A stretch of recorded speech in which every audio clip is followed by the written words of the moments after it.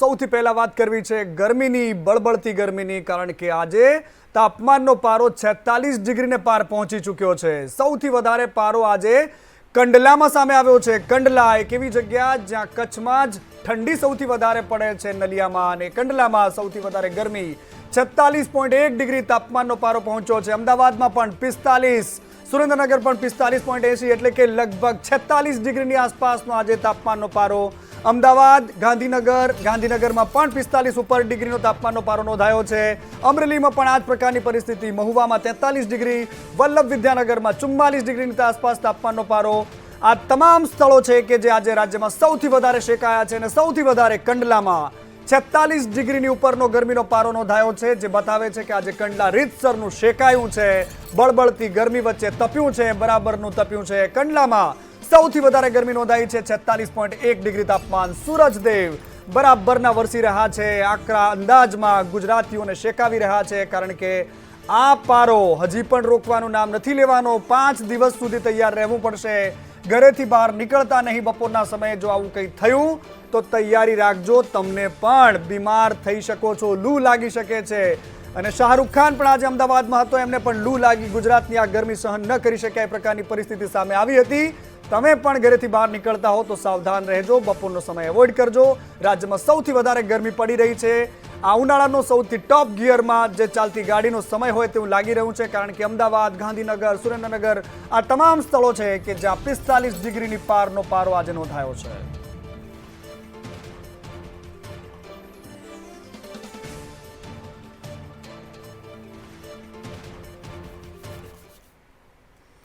ગરમી ગુજરાતમાં પડી રહી છે જબરદસ્ત, અને એટલા જ માટે સંદેશ ન્યૂઝે એક અહેવાલ બતાવ્યો કે બપોરના સમયે પણ માનવતાને નેવે મૂકીને કેવી રીતે કન્સ્ટ્રક્શન સાઇટ્સ પર મજૂરો પાસે વેટ કરાવવામાં આવે છે, મજૂરી કરાવવામાં આવે છે, અને આના દ્રશ્યો અમે તમને બતાવ્યા। ત્યારબાદ હવે સરકારે એક મોટો નિર્ણય લીધો છે। સરકારે સંદેશ ન્યૂઝના અહેવાલ બાદ એક મોટો નિર્ણય લીધો કે જેમાં સરકારે એક ટોલ ફ્રી નંબર જાહેર કર્યો છે, જેના પર ફોન કરી શકાશે। કોઈ પણ જે શ્રમિક છે એની પાસે બપોરે 1 થી 4 વાગ્યા સુધી જો કોઈ કામ કરાવવામાં આવે છે તો સરકારને આ મામલે ફરિયાદ કરી શકશો। નંબર છે 155372, એટલે કે 155372। આ નંબર પર તમારે ફોન કરવાનો રહેશે, તમારી ફરિયાદ સરકાર સુધી પહોંચશે। કોઈ પણ કન્સ્ટ્રક્શન સાઇટ્સ પર આ પ્રકારે જો કામગીરી કરવામાં આવે છે તો એને રોકવા માટેનો સરકારનો આ પ્રયાસ છે, કારણ કે આ ગરમી છે કે જેમાં કોઈ ગરીબ નથી જોતી, કોઈ અમીર નથી જોતી, સામાન્ય માણસ હોય કે પછી કરોડપતિ જો તડકામાં આવે છે તો એને લપેટામાં લઈ લે છે। શ્રમ અને રોજગાર વિભાગના અધિક મુખ્ય સચિવ છે અંજુબેન શર્મા, સીધા એમની સાથે વાત કરીશું। મેડમ, શું વ્યવસ્થા કરી છે? ખાસ આજે લેબર એટલે કે મજદૂરો હોય છે, શ્રમિકો હોય છે, એમના માટેની શું વ્યવસ્થા છે? કોઈ પણ બાંધકામ સાઇટ ઉપર જે શ્રમિકો છે એના પાસેથી બપોરે 1 વાગ્યાથી 4 વાગ્યા વચ્ચે કામ લેવામાં આવશે નહીં, અને ત્યાં છાંયડા અને પાણી વગેરેની પણ વ્યવસ્થા કરવામાં આવશે। અને આ જે સમયગાળો છે 1 વાગ્યાથી 4 વાગ્યાનો, એને રેસ્ટના સમયગાળા તરીકે કન્સિડર કરવાનું રહેશે। અને એને ધ્યાને લઈને અમે લોકો અમે જે અમારી શ્રમિક હેલ્પલાઇન છે એના ઉપર પર સ્પેશિયલી આવી ફરિયાદો લેવાનું શરૂ કર્યું છે। અને કોઈ પણ શ્રમિક કે સામાન્ય સિટીઝન કોઈ પણ બાંધકામ સાઇટ ઉપર આવું જોવા મળે તો આ હેલ્પલાઇન ઉપર 155372 એટલે કે 155372 ઉપર કમ્પ્લેન કરી શકે છે। જોગવાઈ શું છે આ પ્રકારના કેસોમાં? એમને રેસ્ટ માટેનો સમય ન આપ્યો હોય અથવા તો એ પ્રકારે કામ કરી શકે એવું વાતાવરણ ન હોય તો? આવું ક્યારેય વાયોલેશન જોવા મળે ત્યારે અમે સાઇટ કામ બી બંધ કરાવી શકીએ, એ સાઇટને બંધ કરાવી શકીએ, તથા અમે લોકો જે કાયદા પ્રમાણે એના ઉપર કેસ પણ દાખલ કરી શકીએ। તંત્ર આકરું થઈ રહ્યું છે, કારણ કે સુરતદેવ બરાબરના આકરા છે। બીજી બાજુ ગાંધીનગર મનપાએ પણ ક્રેડાઈને એક પત્ર લખ્યો છે કે બપોરનો સમય શ્રમિકોને આરામ આપવા માટેની અપીલ કરવામાં આવે, અને બપોરનો સમય છે કે જ્યાં તેમને પાણી, છાશ અને જે સોફ્ટ ડ્રિંક્સ છે એ પણ એમને આપવામાં આવે, આ પ્રકારની વ્યવસ્થા કરવા માટેની સૂચના આપવામાં આવી છે। સફાઈ કામદારો માટે પણ જરૂર વ્યવસ્થા કરવા માટે સૂચના આપવામાં આવી છે। ગાંધીનગર મનપા દ્વારા ક્રેડાઈને એક પત્ર લખીને આ પ્રકારની રજૂઆત કરાઈ છે।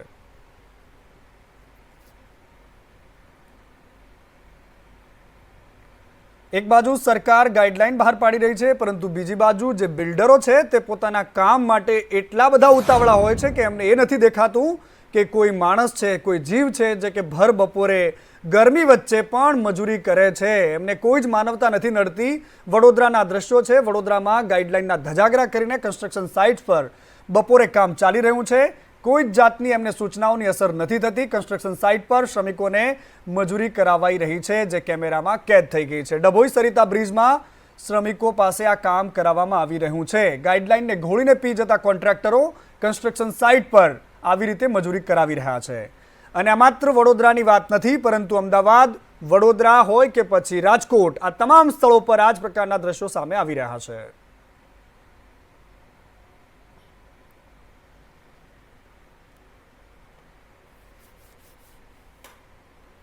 અને ખૂબ મોટી વાત એ છે કે ગુજરાતમાં તમે નકલી ખાણીપીણીની વાત જોઈ હશે, કોઈ નકલી બનાવટી વસ્તુઓની વાત જોઈ હશે, પરંતુ હવે જે પહેલાં છોટાઉદેપુરમાં જોવા મળ્યું તે જ રિપીટેશન હવે ઉત્તર ગુજરાતમાં સામે આવ્યું છે.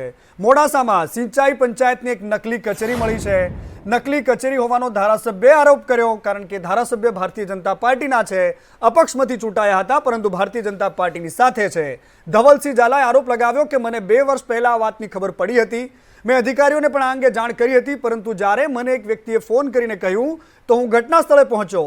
તિરુપતિ રાજ બંગલો છે બાયડમાં, ત્યાં જઈને જોયું તો હું ચોંકી ગયો, કારણ કે ત્યાં જે જોવા મળ્યું હતું તે ખતરનાક હતું, કારણ કે આ પ્રકારની ઘટનાઓ ગુજરાતમાં ભ્રષ્ટાચાર માટે ચાલી રહી છે. અને હવે વાત દાદાના બુલડોઝરની કરવી છે. ભાવનગરમાં છેલ્લા 2 થી 3 દિવસથી આ જ પ્રકારની કામગીરી ચાલી રહી છે. ભાવનગરમાં ફરી એકવાર ગેરકાયદેસર બાંધકામો પર હથોડો વીંજાયો છે.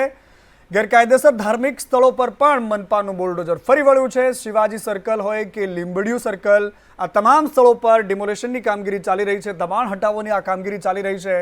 ગઈકાલે પણ ધાર્મિક સ્થળો પર બુલડોઝર ફર્યું હતું. આજે પણ એ જ પ્રકારની કામગીરી સતત બીજા દિવસે પણ સામે આવી છે. ધાર્મિક સ્થળોને પણ અહીંથી હટાવવામાં આવી રહ્યા છે, કારણ કે છેલ્લા ઘણા સમયથી અહીંયા ગેરકાયદેસર બાંધકામોનો રાફડો ફાટ્યો હતો. તંત્રને વાતનું ધ્યાનમાં જતા હવે આકરી કાર્યવાહી થઈ રહી છે. અને ગરમીના કારણે અમદાવાદમાં આવેલા અભિનેતા શાહરૂખ ખાનને પણ એનો કડવો અનુભવ થયો છે. લૂ લાગી ગઈ છે શાહરૂખ ખાનને. અમદાવાદમાં ગરમી એટલી પડી રહી છે કે શાહરૂખ ખાન હોય કે સામાન્ય માણસ, એ તમામને ગરમીની અસર થઈ રહી છે. શાહરૂખ ખાનને લૂ લાગતા કેડી હોસ્પિટલમાં સારવાર માટે લાવવામાં આવ્યા હતા. પ્રાથમિક સારવાર થઈ અને ત્યારબાદ એમને રવાના કરી દેવામાં આવ્યા હતા. થોડા ક્ષણો સુધી એમને ત્યાં એડમિટ પણ રાખવામાં આવ્યા હતા, કારણ કે એમને લૂ લાગવાની અસર હતી. એમના માટે કેડી હોસ્પિટલમાં થોડા ક્ષણો સુધી એમને સારવાર આપવામાં આવી.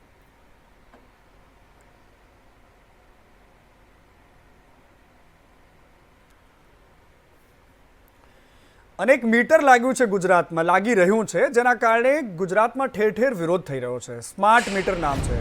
તમારા ઘરે જે લાગેલા મીટર છે વીજળીના, એની જ જગ્યાએ એક નવું મીટર લાગી રહ્યું છે, સ્માર્ટ મીટર.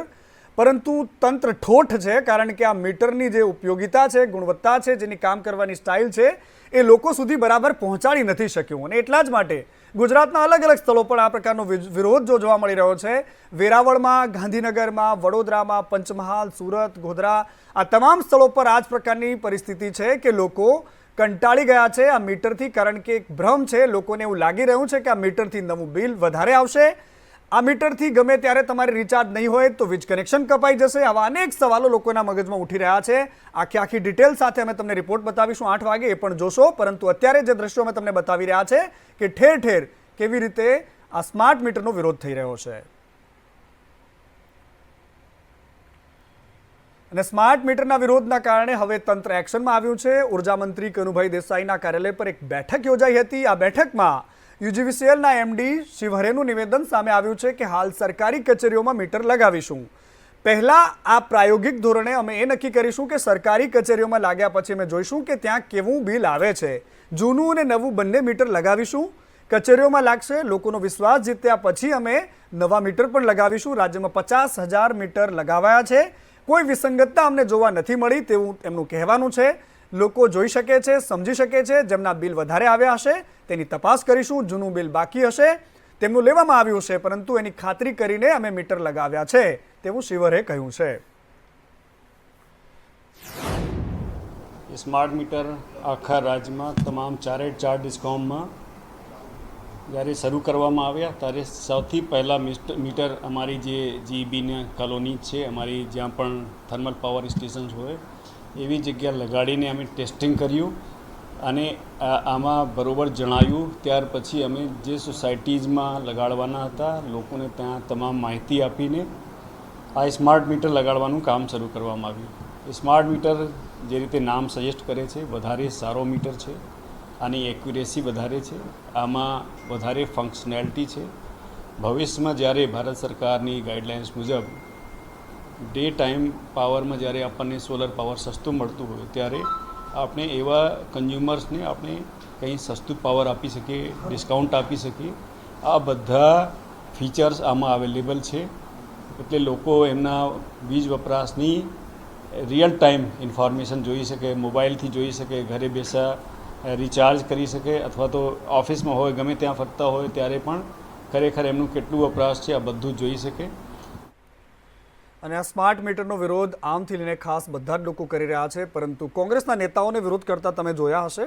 વડોદરામાં તો ભારતીય જનતા પાર્ટીના નેતાઓ પણ આનો વિરોધ કરી રહ્યા છે. વિરોધમાં ભાજપના નેતાએ પોતાનો સૂર પુરાવ્યો છે. વડોદરા ભાજપના કાઉન્સિલર મનીષ પગારે સ્માર્ટ મીટરના નિર્ણયનો વિરોધ કર્યો છે. તેમણે કહ્યું છે કે આ બિલકુલ ખોટી વાત છે, આ પ્રકારે ન હોવું જોઈએ. કોઈ એંગલથી આ સ્માર્ટ મીટર નથી. હું પોતે છેલ્લા 3 દિવસથી વીજ બિલ ભરવા માટે પ્રયાસ કરું છું, પરંતુ પેમેન્ટ નથી થતું. મારી આ હાલત હોય તો સામાન્ય લોકોની શું હાલત થાય, આ પ્રકારની વ્યથા પણ એમણે ઠાલવી છે. આ સ્માર્ટ મીટર મને પણ કોઈ અંશે સ્માર્ટ લાગતા નથી, કેમકે ઘણી બધી ફરિયાદો ને ઘણા બધા એવિડન્સ ને ઘણા બધા પ્રૂફ છે કે આ સ્માર્ટ મીટરમાં લોકોના પૈસા વધારે જઈ રહ્યા છે. હું તમને મારા ફોનમાં બતાવું કે છેલ્લા 3 દિવસથી હું ગૂગલ પેથી પેમેન્ટ કરવા માંગુ છું તો પણ પેમેન્ટ થતું નથી. હવે પેમેન્ટ નહીં થાય અને બપોરે આ 45 ડિગ્રીમાં એ લોકો મારા ઘરનું લાઇટ કનેક્શન કાપી નાખશે. એવા સમયે જો ઘરમાં વયોવૃદ્ધ રહેતા હોય, બાળકો રહેતા હોય, તો જવું કે જો અમારી આ પરિસ્થિતિ હોય, એના પુરાવા હોય, તો સામાન્ય માણસ જોડે તો શું નહીં થતું હોય. સામાન્ય માણસ તો વિરોધ કરી રહ્યો છે, અધિકારીઓ પણ આશ્વાસન આપી રહ્યા છે, પરંતુ બીજી બાજુ સૌરાષ્ટ્રમાં જામનગરમાં આ પ્રકારના મીટર લાગી રહ્યા છે, તેની કામગીરી ચાલી રહી છે. પીજીવીસીએલ દ્વારા આ પ્રકારની કામગીરી જામનગરમાં ચાલી રહી છે. લોકો દ્વારા સ્માર્ટ મીટરમાં વધુ રીડિંગ અને બિલ આવતું હોવાની ફરિયાદો ઉઠી રહી છે. તેમ છતાં પણ આ પ્રકારની પ્રક્રિયા ચાલે છે, જેથી એક ગ્રાહકની રજૂઆતને ધ્યાનમાં લઈને વીજ વિભાગ દ્વારા જૂના મીટરની સાથે સ્માર્ટ મીટર લગાડવામાં આવ્યું છે, જેથી સ્માર્ટ મીટર અને જૂના મીટર વચ્ચેનો ડેટાનું એનાલિસિસ થઈ શકે અને સ્માર્ટ મીટર અંગેની ભ્રમણાઓને દૂર કરી શકાય. એટલા માટે એક જ જગ્યાએ 2 મીટર લગાવવામાં આવ્યા છે.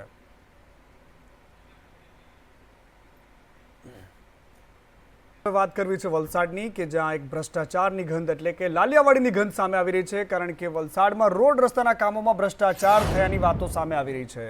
આરએનબી વિભાગની લાલિયાવાડી સામે આવી છે. નવા બનેલા રોડ રસ્તાના કામોમાં ગેરરીતિનો આરોપ છે. ગામ લોકોના કોન્ટ્રાક્ટર પર બેદરકારીના પણ આરોપ છે. અધિકારીઓ સાથે મળીને ભ્રષ્ટાચાર કર્યો હોવાના ગામ લોકોએ આરોપ લગાવ્યા છે.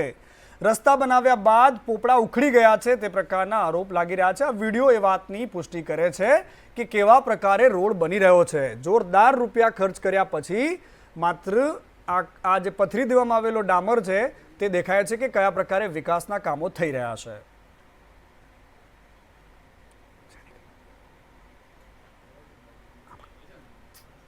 અને આવી જ ઘટના છોટાઉદેપુરમાં પણ બની છે. છોટાઉદેપુરમાં નહાવા પડેલા યુવકનું ડૂબી જતા મોત થયું છે.